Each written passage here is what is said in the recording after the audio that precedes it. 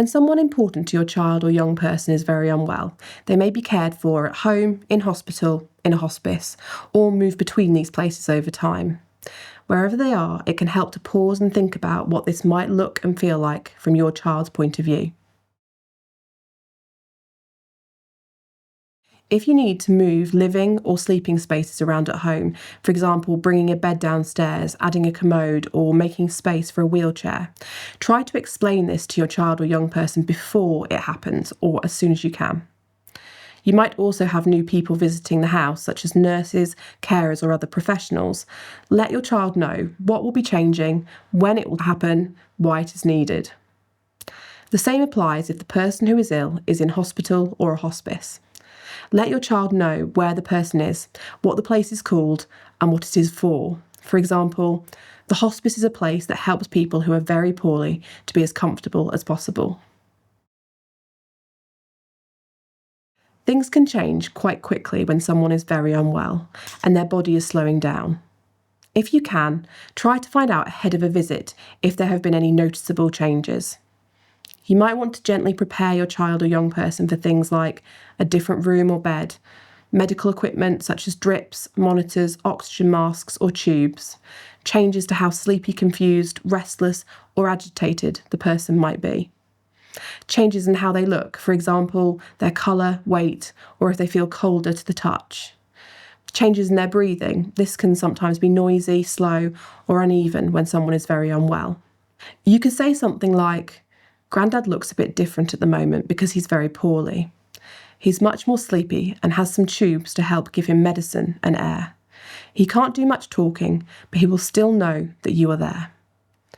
Unfamiliar sights, sounds and smells can feel overwhelming, especially for children and young people who have heightened sensory processing, such as autistic individuals or those with ADHD. Being prepared for what they might notice can help reduce anxiety and stop them feeling caught off guard. If possible, give your child or young person choices about if they would like to visit, when they visit, how long they stay for, whether they would like someone else there with them, such as a friend or another family member. When they know what to expect and feel that the visit will be manageable, they're more likely to feel calm enough to spend time by the bedside. Young people can and do change their minds, sometimes many times. Try to check in gently without pressure. Respect their wishes if they make an informed choice not to visit. Let them know they can start visiting again if they decide they would like to. Reassure them that feeling unsure or changing their mind is completely normal. If your child decides they would rather stop visiting as someone they love becomes very close to dying, let them know clearly that this is okay. You might say, "You've seen a lot and it feels too hard to come right now." That's understandable. You don't have to go if you don't want to. If you change your mind later, we can talk about it again. Remember that brothers and sisters in the same family may make very different choices. Try to normalise this and remind them there's no right or wrong way to cope. Encourage them not to compare themselves to each other. As someone becomes more unwell, they may spend long periods resting or sleeping. This can make visits feel slow and tiring for everyone. You might find it helpful to keep visits shorter, especially for younger children. Planning breaks away from the bedside. Bring snacks and drinks so that blood sugar and energy levels stay steady. Gentle activities can help your child or young person feel more at ease. These might include puzzles or simple games, drawing, doodling, mindful colouring or small craft activities. Listening to an audiobook, podcast, music or watching a quiet film. Looking through photos together on a phone or tablet. If it feels right, you can show your child simple ways to offer comfort through touch, such as holding the person's hand, gently massaging their hands or arms with moisturiser or a calming essential oil if this is medically safe to do. Soothing scents like lavender, chamomile or rose can be calming for our nervous system and may help both your child and the person who is ill to feel more settled. There may be times when the person who is unwell needs to go into hospital or hospice for a short stay, or you may feel you need to be at their bedside much of the time as they near the end of their life. This can mean you and your child are apart more than usual.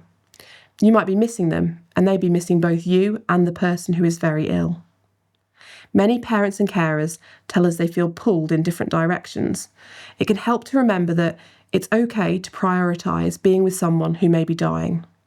It's also okay and important for children and young people to keep going with school, clubs, hobbies, and spending time with other trusted adults in your absence.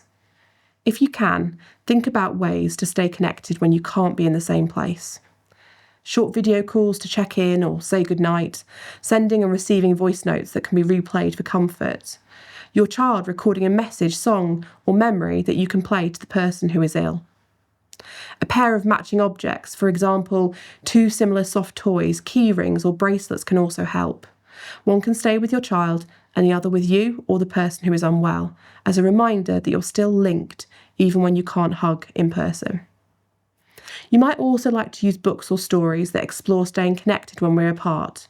For example, The Invisible String by Patrice Cast is a gentle way of talking about feeling close to someone, even when you cannot be with them. Watching someone you love become more unwell is emotionally and physically draining. Try, where you can, to rest when possible, eat and drink regularly, accept offers of practical help from friends, family, or school.